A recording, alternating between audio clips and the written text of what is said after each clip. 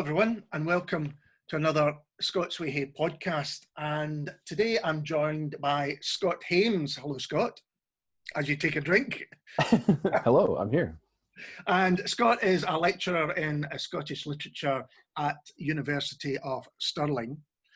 But before, well, first of all, I should ask you, how are you getting on in general with all this kind of strange world that we're in at the moment? I'm getting used to it, which is a bit alarming. I'm forming habits and patterns that I can see myself trying to maintain when it eventually somehow ends. But no, we're keeping on okay. It'll be different. And are you having to lecture similar to this or using something similar at the moment? No, we're preparing for some bold experiment in putting everything online. How exactly that will work and whether anyone, students included, will enjoy it remains to be seen, but who knows? We'll find out soon. We're going to talk today about your excellent book, The Literary Politics, I should say, of Scottish Devolution, Voice, Class and Nation. And you can see I've made lots of notes, so we may be here for some time. My word. So let's start off very simply. Why did you decide you were going to write this book? Well, it comes from many, many years of thinking about a set of connected literary and political questions. I've been, as your listeners can tell, I'm not from Scotland, but I've been here for about 20 years. And at the time I arrived, which was in the early 2000s, I was obsessed and very excited by a number of provocative and avant-garde Scottish writers who seemed to be making a real political impact in national politics in Scotland. And that was absolutely central to my interest. I don't think I would be in this country. I certainly wouldn't have been inspired to do a PhD on James Kelman if I hadn't had that experience in the late 90s, part of the train spotting craze in some ways. Anyway, from that time, when I decided to move here and became even more immersed in the quite tricky political questions that arise in and around Scottish literature, I felt a really odd disjunction between the realities of Scottish devolution and the way this new institution was spoken about and the things it did and what the political discourse in Scotland seemed to be focused on didn't seem to match up with the sort of radical moral and linguistic and political agenda that I associated with writers who were very frequently presented as the kind of leading lights and sort of symbolic guarantors of the Scottish Parliament. So that's why the book begins, and the cover shows some imagery from Holyrood itself to think about how Scottish literature as a project, a critical project as well as a creative project, is incorporated literally into the fabric of the building, but more deeply into how this renewed Scottish democracy understands itself, how it justifies itself, how it advertises itself. So anyway, the disjunction that I was increasingly noticing and then increasingly, I guess, bothered by into the 2010s was that what Holyrood did and the politics of representation that it seemed to be about didn't match at all what I understood my heroes to be doing. People like James Kelman and Alistair Gray and Irvine Welsh and Alan Warner and Liz Lockhead and Janice Galloway, and I could go on. All of these writers have been positioned as trailblazers, people who, through their creative intelligence and through their artistic achievement, paved the way for a Scottish Parliament and led the politicians to where they needed to be. And that's a story that I call, as a kind of shorthand in the book, the dream. The idea that there's a kind of vanguard of writers and critics and intellectuals who are moving ahead of the formal political process and bringing into being a new national politics in Scotland. And that the structures we have now through devolution, like Holyrood, were trailing behind the kind of cutting edge of cultural activism and so on. And there's a good deal of truth to that story. But it didn't seem to match what the Parliament and the public interested in the Parliament wanted to talk about. So that's really the sort of bee in my bonnet that started the book off several years ago. And I've been trying to reconstruct the whole process in which Scottish literature and Scottish politics got entangled, really, from the 1960s onward. Because as you say, the 1960s onward, you go back and look at some of the history, not just political, but the interaction between literature and politics as well. I think probably the starting point might be the kind of mid-60s and the Hamilton by-election, 68. I think so, yeah, late 67. There's a really nice, this is the kind of thing that fits nicely into a piece of cultural history, that the Hamilton by-election is only a few weeks before the first issue of Scottish International Review, which is this new Scottish Arts Council project through a new kind of public funding that is going to represent a kind of changing spirit and a new youthful dynamic orientation to Scottishness and Scottish culture, which makes a big splash in 1968, but also gets right up the backs of an earlier generation of nationalist poets. So there's a really complicated moment there in the late 60s where the SNP, almost from nowhere, are suddenly making a real impact and inspiring lots of, especially younger voters, to think about independence in a new way. But the poets and intellectuals who have been banging on about independence for decades have quite a lot of distrust for what the SNP represents and what their politics really mean. And that problematic is one that kind of starts the book and when I trace right up to the present. Yeah, absolutely. I think that kind of distrust at that time, because some people won't know that the SNP won Hamilton, which was a huge Labour majority at the time. That's right. Winnie Ewing, wasn't it? It was Winnie Ewing. And that, I guess, spooked the traditional Labour Party and other parties that suddenly the SNP had to be taken seriously politically, but were they perhaps not taken seriously culturally, for want of a better term? That's true. And you can see some of the reasons why.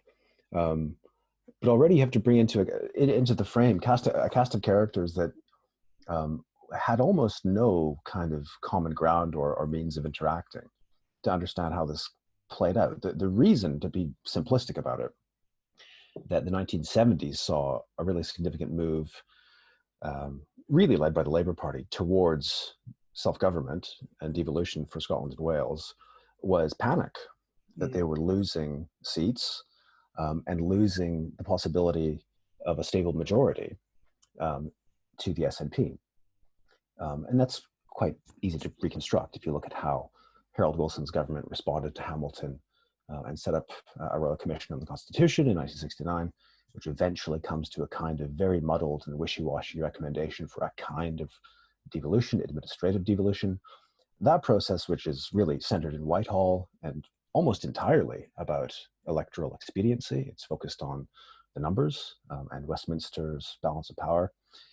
That's one part of the puzzle that, of course, has tremendous political clout attached to it. But within Scotland, the cultural scene is largely distrustful of the SNP, which has won Hamilton, campaigning on what some of the more excitable poets see as completely banal and humdrum campaign promises about prices and the rates and so on. They've taken all the romance and all the emotional potency out of the dream of independence. And as a kind of practical party politics becomes the center of nationalist thinking, as it moves from being a kind of literary and intellectual pursuit to being more and more of a realistic and process-oriented kind of endeavor, things change. And some of the splits and tensions within that period which last well into the 1970s and 80s, are really fascinating to trace. You spoke about, was it New Scottish Writing magazine?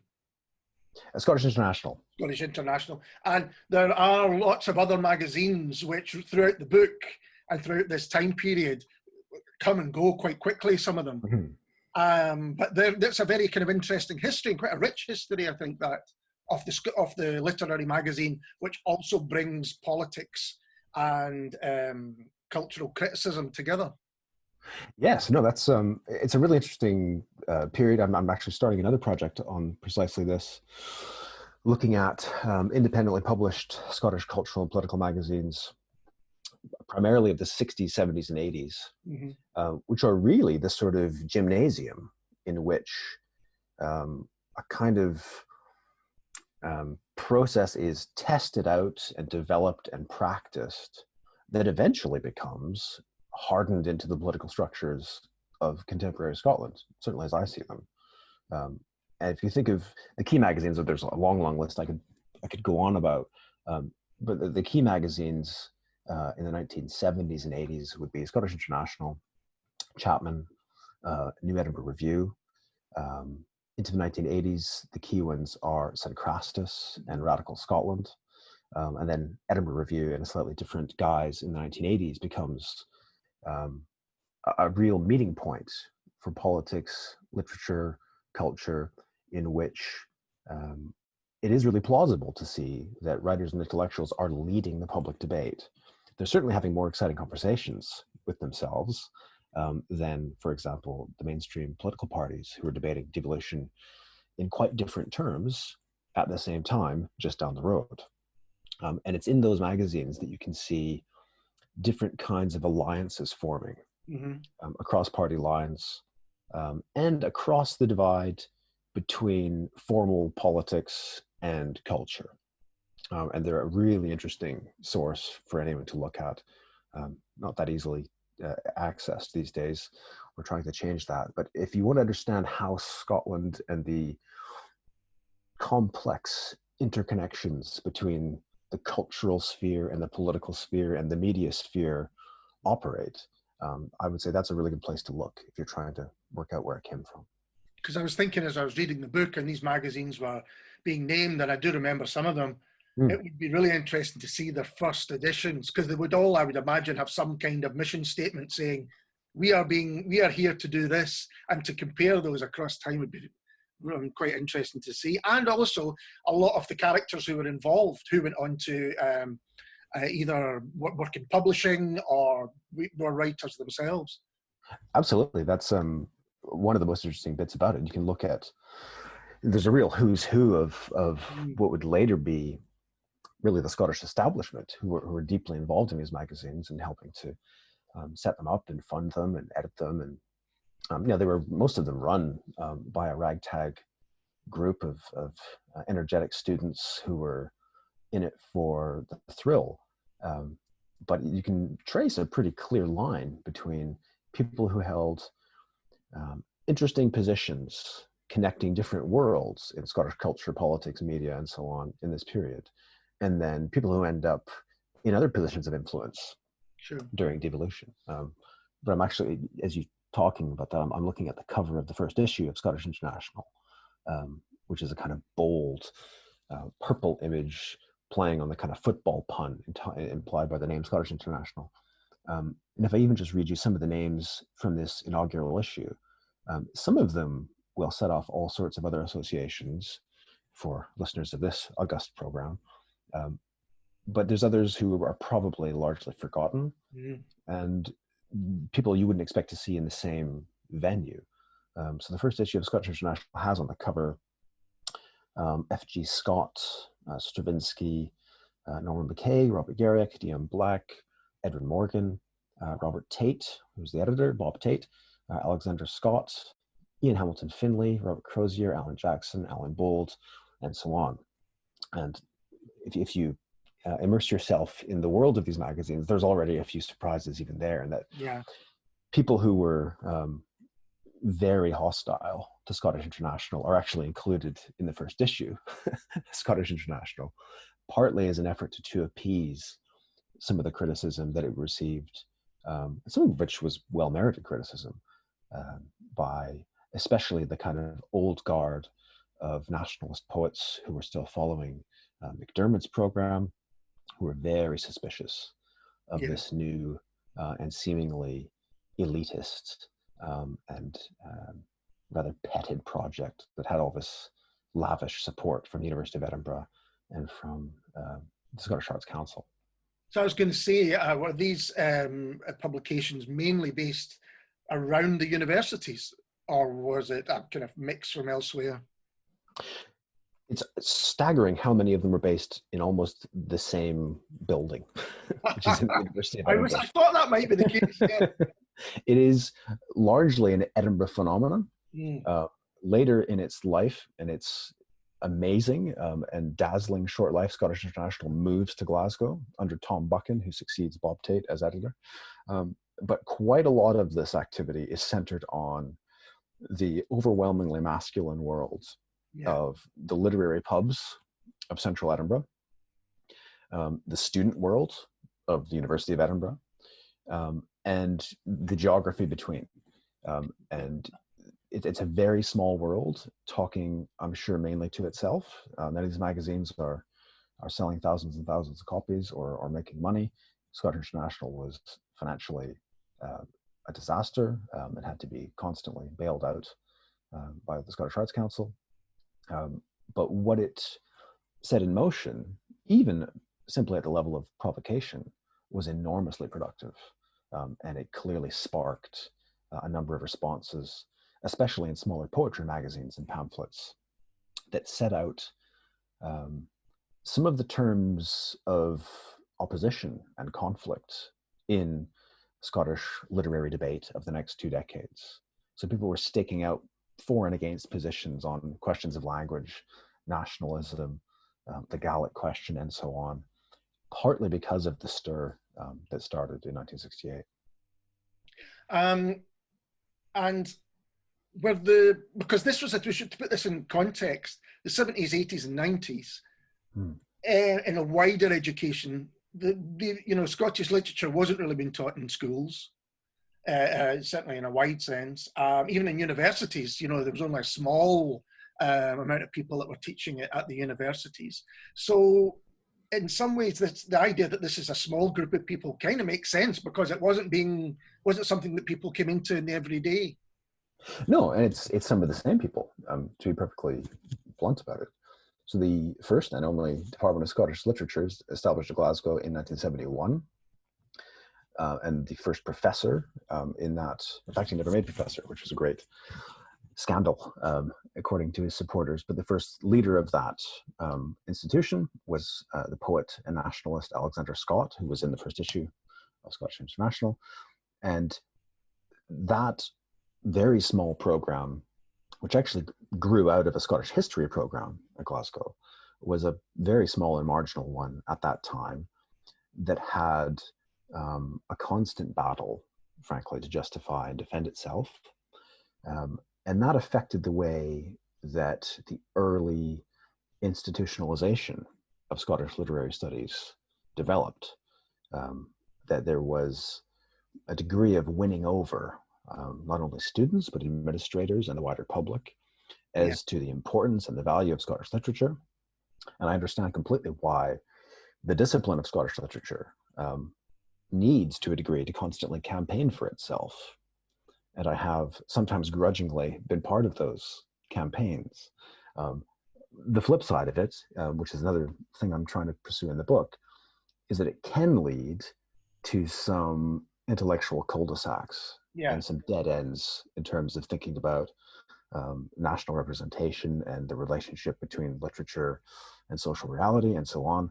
But I think a lot of what I'm grumbling about in the book, you can trace to the precarious institutional footing on which the discipline was based, which is still, frankly, a factor. Yeah, absolutely. So it deals with voice, class, and nation. There's your kind of subheading, if you like. These three are clearly connected, and that's the point you make. But I think we've already seen they don't run parallel to each other. There are all sorts of overlaps and sometimes complete, departures from each other. For instance, the writers that you were talking about at the beginning that, influenced you originally, like Welsh and Kelman and Gray. And when I first started reading them, I always thought of them as more as internationalists than anything national. And I think maybe almost nationalism came to join them rather than the other way round. Is that something that's true. you agree with? Very largely, yes. In some of these, with some of these writers, it's a very complicated case, and I could really tie myself in knots thinking about James Kelman, who I wrote a whole PhD about this, and I think there's some kind of some unbalanced and not unbalanced. There's some unreconciled tensions even within the way Kelman talks about some of this stuff. But I think you're right to say that the generation of writers we were alluding to, and Tom Leonard was really the central figure to me. And Tom Leonard had really no truck with Scottish nationalism and was increasingly hostile towards it, especially in his later years. It's the insistence on the validity of a Glasgow voice or of working class speech really has nothing but next to nothing to do with asserting Scottish nationhood. But it's simply a fact that the language in which many of these writers were working carries with it that sort of double signification. That sounds too jargonistic, but it conveys at one and the same time a condition of class stigma and a condition of national specificity. So it's socially grounded in two different dimensions, in class and in nation. And at various points, in various contexts, you can play up one or the other for various effects. And one thing I'm kind of grumbling about in the book is the way in which working class speech was effectively nationalized, and you could say appropriated by predominantly middle class nationalist intellectuals, so that it became the talisman and the symbol of a new kind of vernacular Scottishness that was there to mobilize mass support for devolution in keeping with a particular image of Scottish nationhood as being fundamentally working class. There's a construction of what I call national working classness in the 1980s, largely to fit with the anti-Thatcherite mood, where there is, especially from about the late 80s to the early 90s, a very strong social consensus and an active anger in the country as various elections roll through without leaving too much of a mark for the Scottish voter, whereby asserting Scotland's rights and protesting against Thatcherism are seen really as one and the same. And it's in that period especially that I think this national working classness and this vernacular language become charged with a certain kind of political symbolism that is enormously productive and effective, but which also tends to marginalize writing and literary debate that isn't really about nationalism and that actually cuts against nationalism. And that's what I'm trying to capture in one part of the book. So in the writers, there's a chapter 5 looking at And the Land Lay Still, which is James Robertson's epic, I think we can call it that novel, which is looking at this period in history as well, really. So why did you want to take, it's the one book that you devote a whole chapter to. Why that book, and why did you decide that this was so important to look at? The first thing to say is that it's just such an amazing achievement. I mean, I spend quite a lot of that chapter picking holes, I'm afraid, in things that And the Land Lay Still can't quite do. But that's no fault of the author, who has to be credited to James Robertson for trying to write the big, ambitious historical novel of these times. And I think it's a really tremendous achievement that I would recommend to anybody. It's better than lots of history books for understanding these developments. I would completely agree. I mean, after reading the chapter, I haven't read it for a couple of years. I'd love to go back and read it again because, well, one thing is, it does stand out because no one else had even really attempted this. No.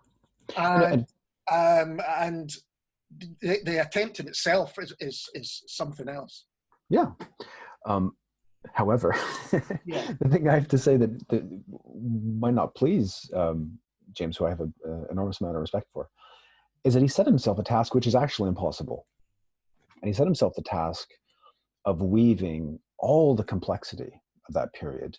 And he doesn't skimp, he doesn't cheat by cutting corners and just trying to look at how this particular strata of society negotiated these changes. He's trying to write a truly national story, which means there's a kind of all-embracing impulse to the book. It's a social novel which is trying to bring into its canvas every corner, every faction, every argument, every identity that is Scottish, and weave them into one kind of integrated narrative. And he's not naive about that at all. There's lots and lots of references. The whole structure of the novel is full of kind of winks and acknowledgments of how partial and provisional and subjective it is to try and construct a kind of continuous weave out of those elements. But the impulse of the novel ultimately is, I think, to vindicate the movement for devolution and precisely the way in which that movement, in which James Robertson played a really significant role, partly through his own literary work, but also in producing the magazine Radical Scotland with many others, which was to, in a sense, institutionalize that particular image of an ordinary Scottish society, which is highly intelligent, sensitive, and humane, completely distinct from Thatcherite values, and throbbing with political debate.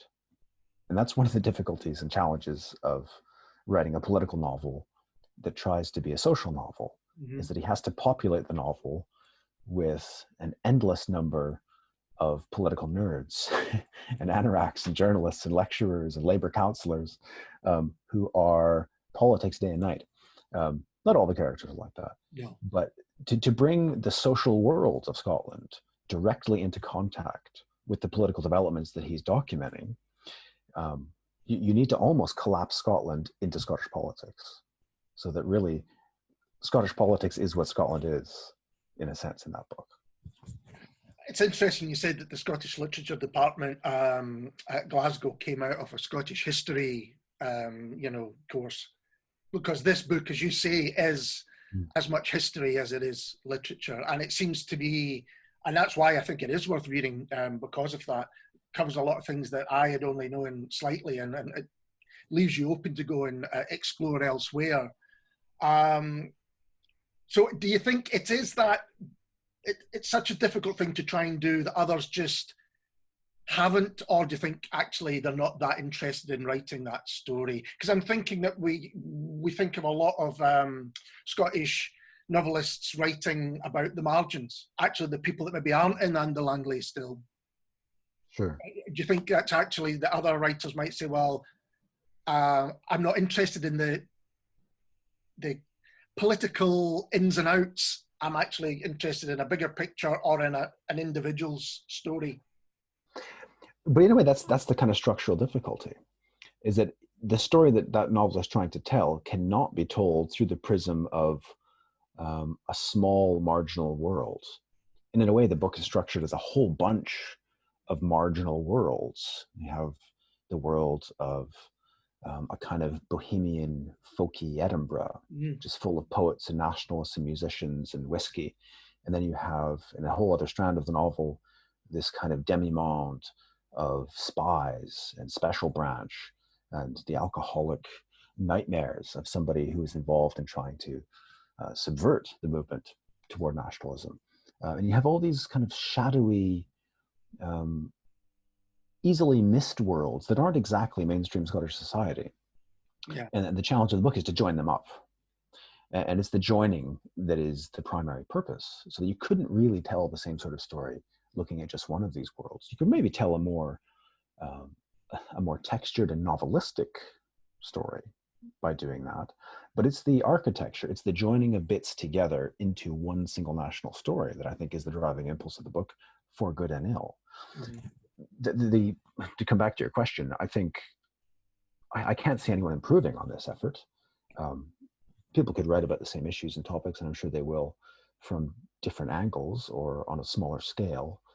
But I think, and I'm maybe a bit pessimistic, one reason I value the book so highly is that I'm not that convinced there's a huge appetite among readers of fiction to understand these processes, which is one of the reasons that Robertson has a really big challenge, is that he can't refer offhandedly to Jim Sillars or Donald Dewar and just have the reader know who he's talking about. He has to spend a couple of paragraphs explaining who these people are, where they fit within the constitutional debate at a certain time, and so on.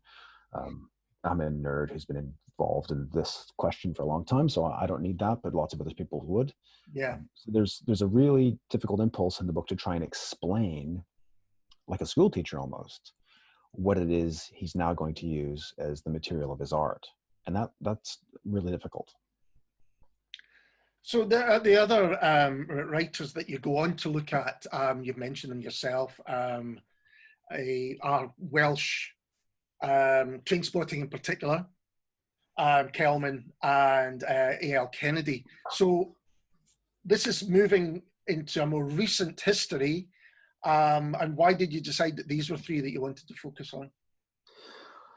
Primarily because they, in different ways, connect very directly to what became the kind of central motif of the book, which is about voice.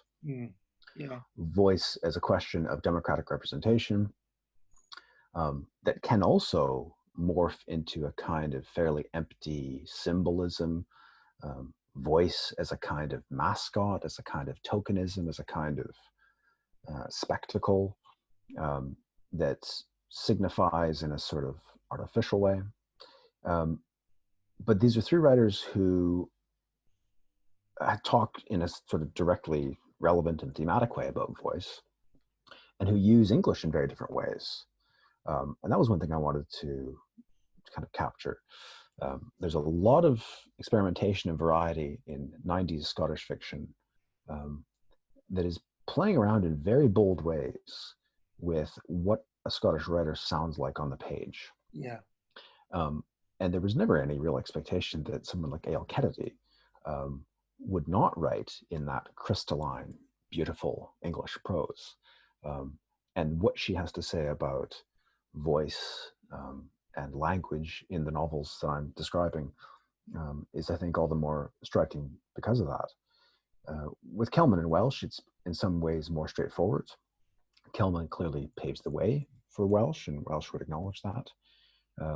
But I was struck in that perhaps slightly provocative reading of Trainspotting by how easily the kind of pyrotechnics of Trainspotting, all the excitements and thrills that I got from the language of that book when I was 16 back in Calgary, how easily they lend themselves to a kind of MTV commodification of youth culture, of anger, of defiance, all the ways in which that novel, sometimes knowingly, aligns itself with a kind of punk energy that is sneering at you and winking at you about the ways that it's going to sell itself out. And the whole question of selling out is at the center of Trainspotting. And it's at the center of Irvine Welsh's career.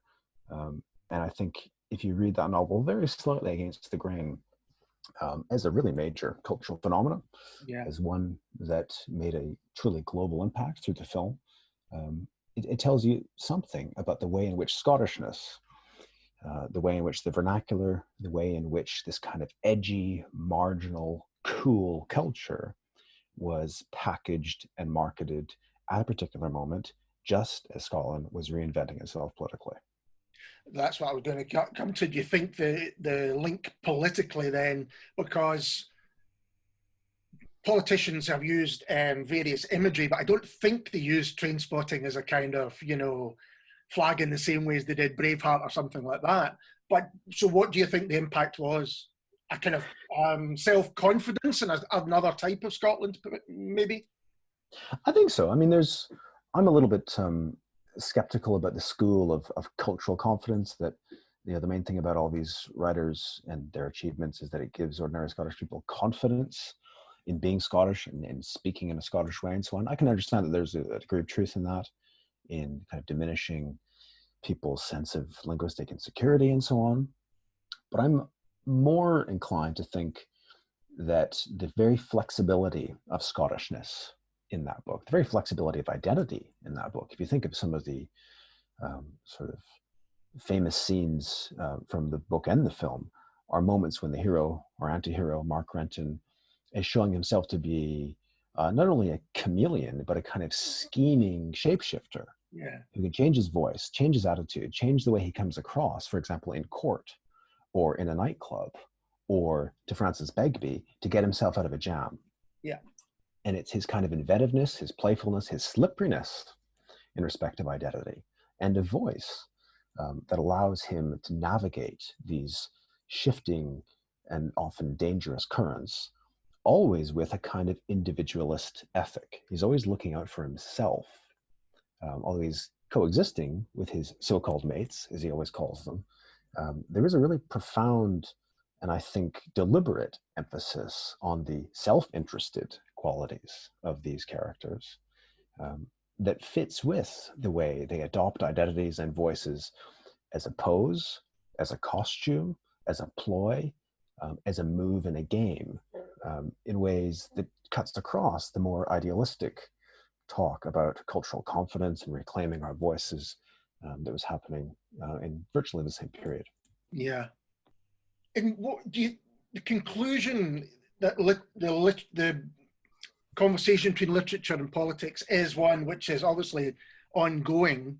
But do you see it, even since you finished the book, do you see this situation changing? Is it always going to be changing? Is there an end game in this situation? Well, the end game to some of the energies that we began with in Hamilton 67 and Scottish International is probably Scottish independence. Yeah. If that's, that's the way that they're going to be, so to speak, resolved, although it wouldn't resolve the kind of underlying cultural tensions and problems.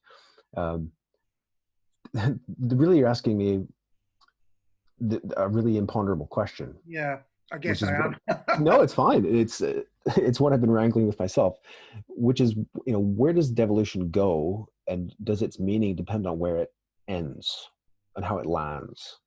And writing the book in the wake of the Indie Ref, and I refer a few times to some of the commonalities between these 70s, 80s debates and the Indie Ref, was a really fascinating period, because there was a moment in which devolution couldn't have seemed a duller subject. It was kind of yesterday's stale bread, and people were asking the question, do we want something different? Do we want full independence? Or do we want more powers? Do we want something else? But something I found very striking is that there's a lot of really interesting thinking and theory about devolution. Yeah.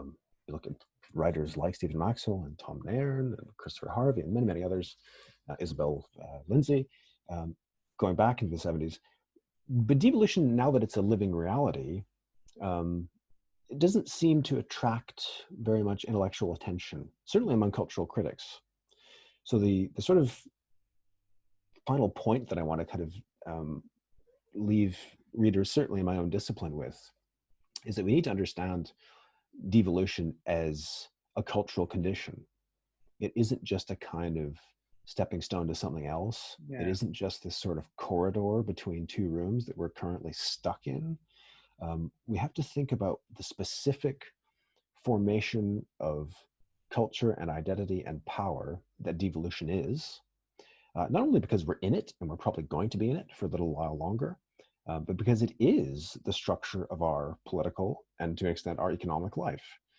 So if we want to be engaged social critics as well as art historians, we have to understand the way that politics and language and literature formed this cultural condition that we call devolution. And I guess what I was thinking about was that the writers, James Robertson aside, even with Indie Ref, not a lot of people, there wasn't a lot of literary expression of feeling afterwards. You know, it was almost, you know, we talk about Kelman's novels and Welsh's novels, and then we could go forward to a lot of people who are influenced by them. And it seems like, well, they're not engaged with politics directly. As you say, this stepping stone or room that some people see as we're not out of yet, they just don't engage with that because it's like, well, we might as well talk about something else because we're stuck. We're kind of culturally stuck, if you know what I mean. Exactly, yeah. And I think that harkens back to some of the debates that were happening in the 60s and 70s again, where you had the more kind of mystical and idealistic nationalist poets, people in McDermott's wake, who were not really interested in the Scotland they could see out the window. In fact, they had a lot of contempt for really existing Scotland and really existing Scottish culture. They were aiming for something they took from A Drunk Man Looks at the Thistle. They were aiming for this kind of shining icon of an enormously complicated and conflicted, antizygenical country that had nothing to do with their earthly grind. And they were reaching beyond and kind of transcending really existing Scotland, which almost none of them had anything good to say about, because they wanted to reach some kind of higher, kind of spiritualized Scotland that would be also revolutionary and also traditional and also Celtic and also a million other kind of incompatible things. But in inattention to really existing Scottish life, the way power actually operates in the country is what I think connects those two mentalities. And I know there's a very strong impulse among contemporary supporters of independence that they don't want to get too bogged down in the structures that they're fighting. They want to think about what comes next, and they want to suspend too much debate or critique about political parties and alliances and so on in the here and now, because we can tackle all that after independence. We just have to kind of suspend hostilities and bite our tongues, and we'll deal with that after. And if the very long, protracted saga of Scottish devolution teaches you anything, is that you can't defer those problems. You carry them with you. They are this kind of baggage that weighs you down and contours the landscape through which you're moving constantly. And that's, I think, another reason to understand the way in which the Scotland we live in now was formed. And it was formed in things like magazines and novels, not just in Parliament. But we have to see the way in which Scottish writing and Scottish politics formed each other, justified each other, valorized each other in this process. I think that's what's fascinating about the book, is that it made me rethink particularly the politics of devolution, but also this idea that you've got these, if you think of a writer being engaged with what they're writing about, sometimes without even realizing that they are, you know, you have to be affected by what's around you. You've got this body of literature, the stuff that I love and I've read, or like yourself, I was really influenced in, that is in this period where a lot of people are constantly looking to an end or the next thing that's happening, you know, and are never quite dealing with what's happening now, but yet literature was still being made, art was still being made, and to really understand this period that we're in now, that's, I think, the best place to go and find it. That's what I took from the book anyway. I think that's a really interesting reading of it. And it makes you think about and hope for somebody writing a really smashing novel of the Indie Ref, for example. I'm trying to write something about some of the novels that took place, or they were published during the Indie Ref, which are, I mean, most of them closer to propaganda, closer to kind of intervene in the debate than really digest it in the way that James Robertson has. It'll be interesting to see if any of these problems resurface, if there's a really significant literary exploration of the Indie Ref. Well, Scott, I think that's a great place to leave it. Thanks so much for giving us your time. Thank you. And I must say, I could have talked about this for much, much longer. We may have a second one. I don't know if we come back to it, because there's so much in the book that we just haven't covered. but hopefully we've given you a taste of it. And so you mentioned that you're looking into the magazines more closely. That sounds fascinating. Yeah, this is a new project called the Scottish Magazines Network, which myself and Malcolm Petrie at the University of St Andrews are doing. That'll start in December, and it's going to be a chance, if you're interested in this sort of thing, to learn all you could want to know about what these magazines were, who edited them. We're going to interview a bunch of people involved in the magazines, and hopefully a book will emerge from that that tries to pinpoint the influence of these quite amazing productions in what came after. Fantastic. Well, Scott, thank you very much. All the best to you during this strange time, and we'll be back soon with someone else. Cheers.